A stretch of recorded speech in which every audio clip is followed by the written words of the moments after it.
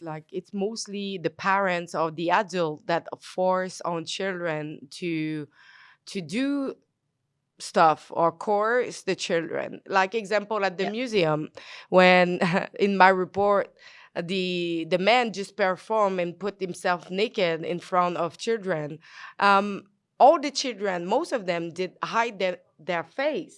I don't think they were like consent to be there, and I don't think like they were happy to see a naked man in front of them. So it's really sad to see the society to try for the opening society and gender ideology and being like a really open society.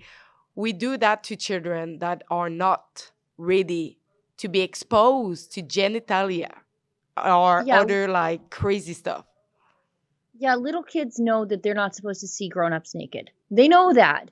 And you're only little for a very short period of time before the weight of the adult world crushes down on you and steals your innocence. We should not be taking innocence away from little kids sooner than it needs to happen, because it will happen Hmm. and it's terrible.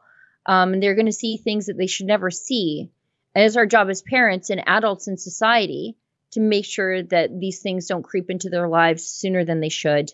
And so, frankly, shame on these parents, shame on these organizations, shame on this museum for even making this not like an 18 plus thing. Because if that were shown on TV, it would be 18 plus. Like if that were a movie, little kids would not be allowed to go to it because it would be like rated R or whatever, NC-17 or whatever the rating is, if that were a movie. But because it's shown at a museum that taxpayers pay for, it's just an all ages thing.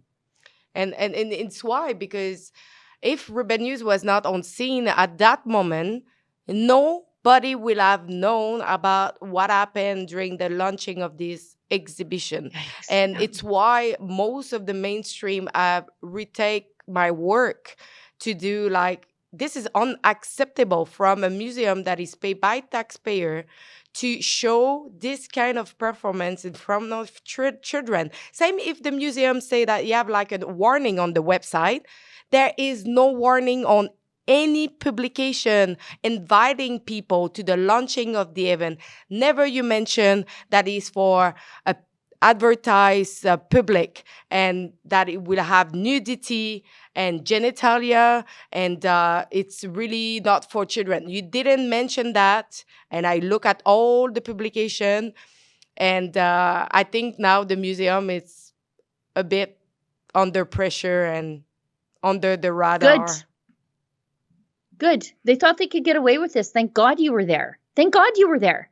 Because, parents would continue to take their children to this thing. And I think now some of these, I call it Munchausen by proxy, which is what it really is. These parents might think twice about exposing their children to this, not because they don't want to expose their children to this, but they don't want the scrutiny, which is good enough for me. Whatever saves the little child at the end of the day, I don't really care about the motive involved. We should move ahead to this Our Duty Canada tweet on the issue of sexualizing little kids and exposing them to adult issues Hmm. long before they should. So this is 4, 5, and 6-year-olds now. This form was sent home today from school, a school in Fredericton, New Brunswick, and it came home with a kindergarten child. Everyone in this kindergarten class is being asked to sell pins that indicate sexual orientation and gender identity. Where does the Why? money go? And why? And to whom are you selling these pins? Why doing that? What is the goal on this? I guess to normalize? Are troubling the mind of people? Yeah, I think so. I Like, just don't know where the money goes. Like, you sell the pin, who gets the money? yeah, true. But in the same time, I remember that we always been taught that you have your secret garden, and sometimes you have some things that you keep for yourself. As Yeah, who needs to know with what I'm doing in private place with people? Nobody. yeah. This is my private life. And who, like, I don't understand why you want to tell people those things. You gotta keep things back, right? Like, I just don't, I don't know why anybody would be interested in what I'm doing.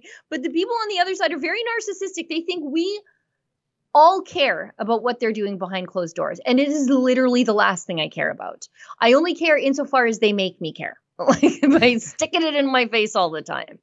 But yeah, it's a very strange situation. We went from the government having no business in the bedrooms of the country to not only is it the government's business, apparently it's my business too. And if I don't care, then I'm a bigot. Mm-hmm. It's crazy. That's a clip from something we call Rebel News Daily. It's our daily live stream hosted by my friend David Menzies, but the show also includes a rotating cast of hosts and special guests, including me. It's a great way for us to talk about the news of the day as the news is happening in an unscripted fashion, and it's an awesome way for you to interact with us as well. We stream every weekday, 1 p.m. Eastern, 11 a.m. Mountain, wherever you find Rebel News. See you there.